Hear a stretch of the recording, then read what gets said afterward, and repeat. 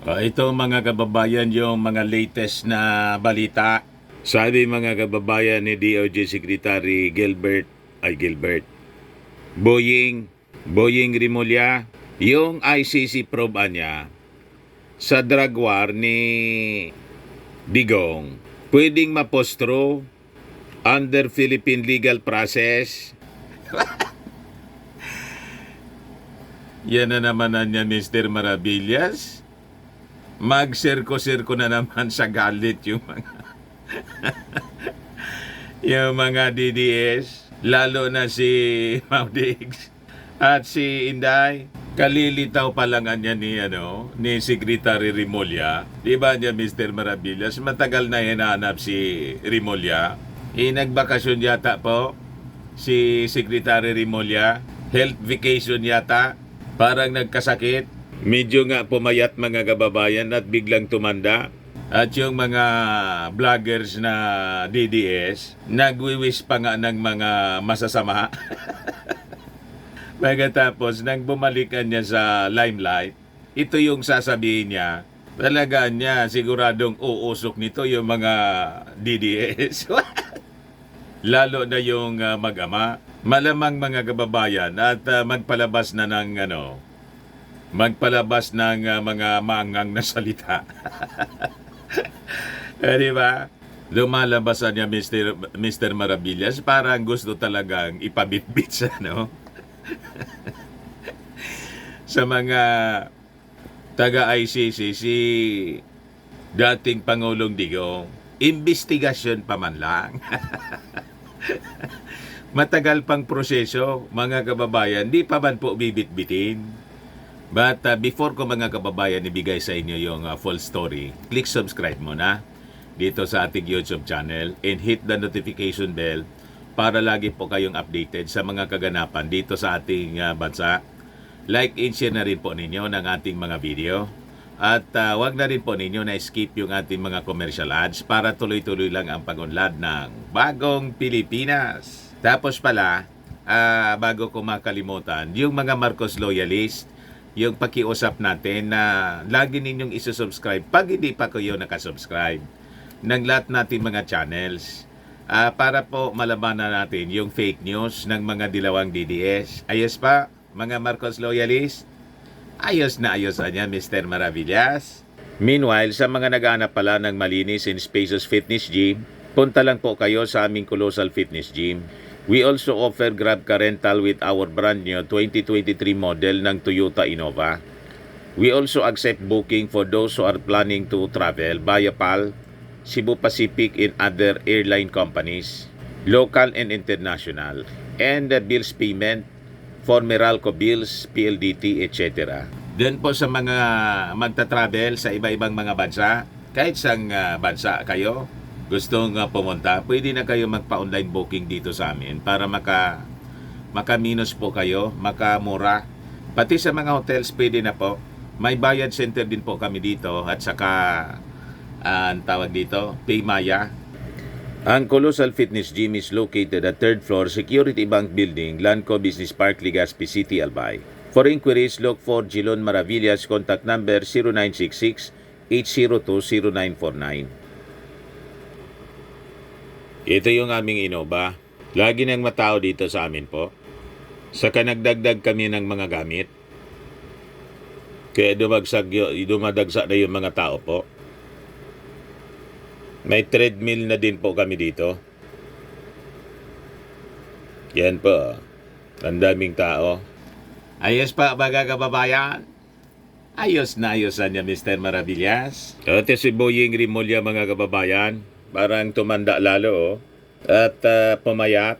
So sabi niya, yung ating gobyerno niya will not stop the International Criminal Court na mag-imbestiga sa war on drugs policy ni dating Pangulong Digong, provided that its conduct will follow Philippine legal procedures.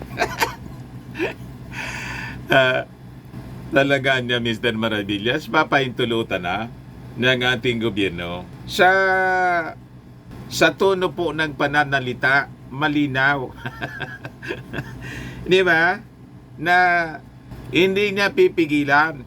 Hindi pipigilan ng ating gobyerno kung papasok yung ICC investigators. Basta niya, susunod sila sa legal procedures ng ating bansa. Ano kayo ngayon? Di ba? Talaga niya, Mr. Maribillas, yung sword of Damocles na nakaumang kay Digong, parang binitawan na. Binitawan na ng ating gobyerno.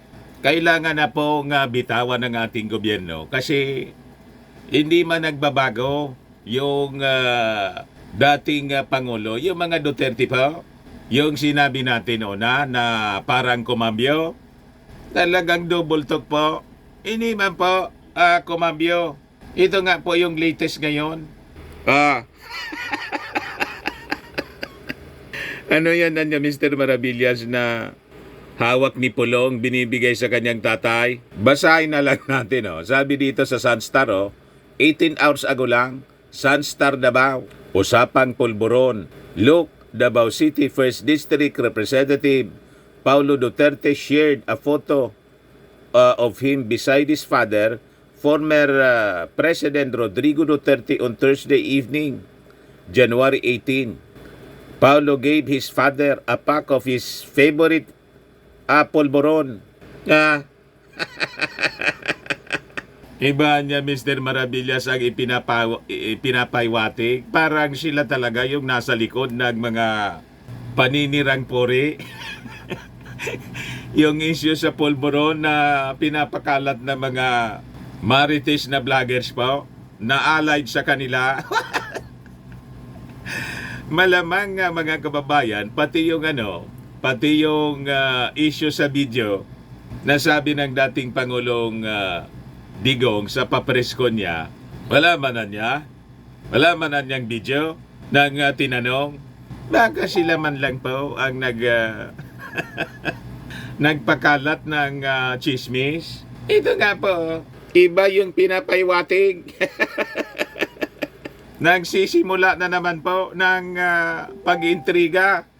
Parang bumalik mga kababayan sa dating sistema matapos na kumambyo. Kasi naman Mr. Maravillas, di ba nagparinig na gustong makipag-usap sa ating Pangulo? Wala mang nangyaring pag-uusap. Baka mga kababayan kasi tayo yung pinakikinggan. Tama niya yun na vlogger. Yung advice niya na huwag patulan.